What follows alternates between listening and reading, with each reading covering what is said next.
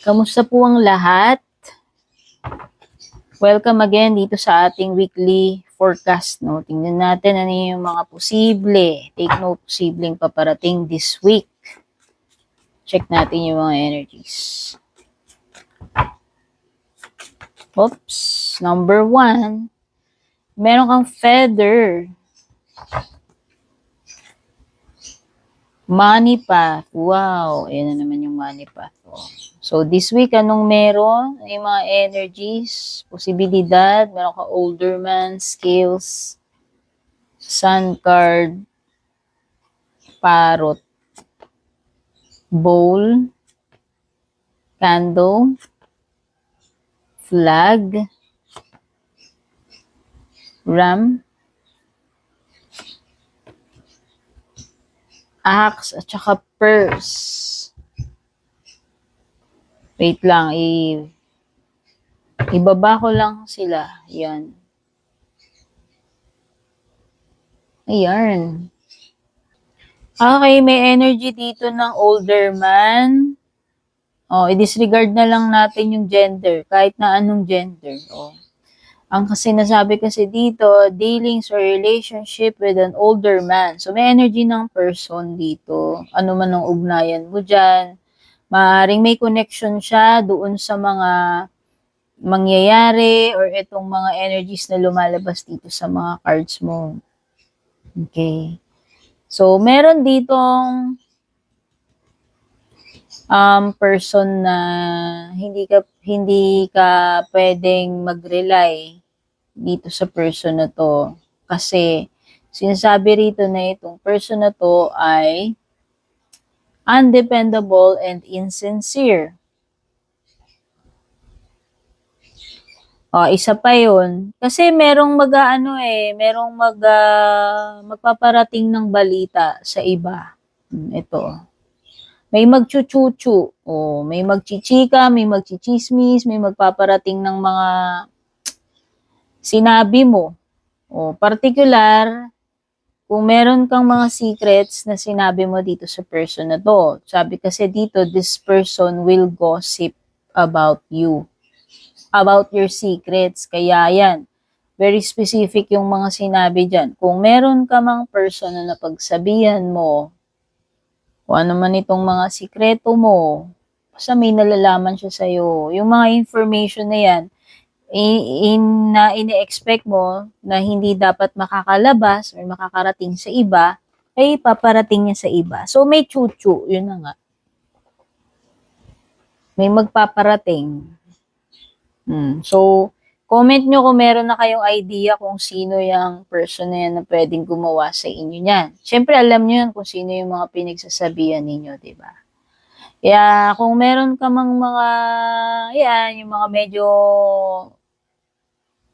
hindi pala mga medyo, especially kung mga sikreto mo, mga importante, masiselang bagay. Titingnan mo muna mabuti yung mga pagsasabihan mo. Diba? Meron naman talagang mga mapagkakatiwalaan pero meron ding hindi. Okay? Okay, meron din binabanggit dito na skills. Skills is about pag-maintain ng balance. Tapos meron binabanggit dito about pay attention to your finances. So, kung ako tatanungin, balansehin nyo lang muna yung paggastos this week. Siguro ilaan nyo na lang sa mga, kung ano yung mga pinaka-importante. Okay? Diba, pag sinabing balance, hindi yung sobra-sobra, hindi yung kulang, no? Nandun ka lang sa gitna, balance mo lang, tansyahin mo lang. Okay? So, kahit ano yan, could be anything na kailangan na balansihin mo, hindi lang siya about pera. Nasabi ko lang yon kasi nakikita ko yung warning tungkol sa pera. No? Sinasabi rin dito, meron kang person na maaaring ma-encounter na may pagka-aggressive, may pagkamatigas yung ulo. Okay, pwede itong person na ma-encounter mo o dahil reading mo ito, pwede rin namang ikaw yung sinasabihan dyan, di ba? Minsan naman talaga nagiging aggressive tayo, minsan nagiging matigas din yung ulo natin.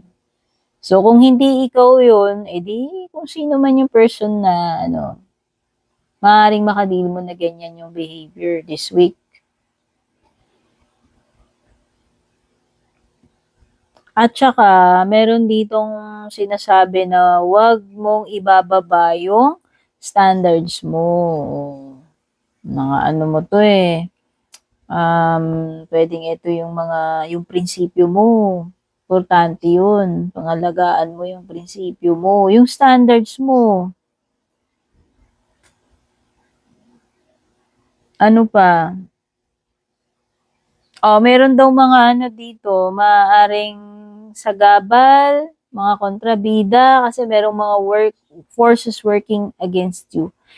Pwedeng pwedeng hindi tao. Kasi forces eh. So, ibig sabihin, may encounter ka na maaaring magiging hassle, magiging sagabal, pampa-delay this week. No? Kumbaga, yan yung mga bad timing, no? Pwede rin naman, sabi ko nga, pwede rin kasing tao yun eh. Kasi nga, kung merong matigas ulo rito, di ba? Pwedeng yun. Pwedeng actually siya yung maging sagabal, pwedeng siya yung maging problema. Hindi ko lang alam kung related to itong older person na to. Pero pwede na namang hindi. Okay, so yan yung mga negatives. Punta na tayo dun sa mga positive, no? So, sabi rito, makakahanap ka raw. Andun yung possibility na makahanap ka ng money path. Ito yung ito yung makakahanap ka ng source ng income. Or makakahanap ka ng opportunity na mas mag-increase yung kinikita mo. So, halimbawa, meron ka yun nga, sabi ko nga, source ng income, pwedeng sideline. Pero iba, kung wala pa kayo talagang source ng income, wala kayong trabaho, pwedeng ito yun. No? Parang ito yung opportunity para magkaroon ka ng steady na source ng income. Okay, when it comes to material na mga bagay, mukhang wala namang kakapusan dito. Bowl, actually, ito, masagana yan eh. At saka, yung iba sa inyo na naghihintay kayo ng answer. Ito na, Sun card. Meron something dito na mabibigyan ng linaw this week. Kaya kung nagkakaroon kayo ng mga tanong sa isip ninyo, or kung naghihintay kayo ng confirmation, pwedeng ito na yun eh. Merong mga bagay na marireveal dito, by the way, kasi lumitaw yung Sun card at saka yung candle. Pero sinasabi kasi dito, itong Sun card ay may mga masasayang moments this week. Siguro, pwedeng meron kang ma-accomplish or pwedeng may mga gathering, ganyan. Basta anything na maaaring magbigay ng kasiyahan para sa iyo. So, yan yung mga na-pick up ko na mga paparating this week. Don't forget to subscribe or follow. Maraming salamat for watching. Kita-kits po sa susunod.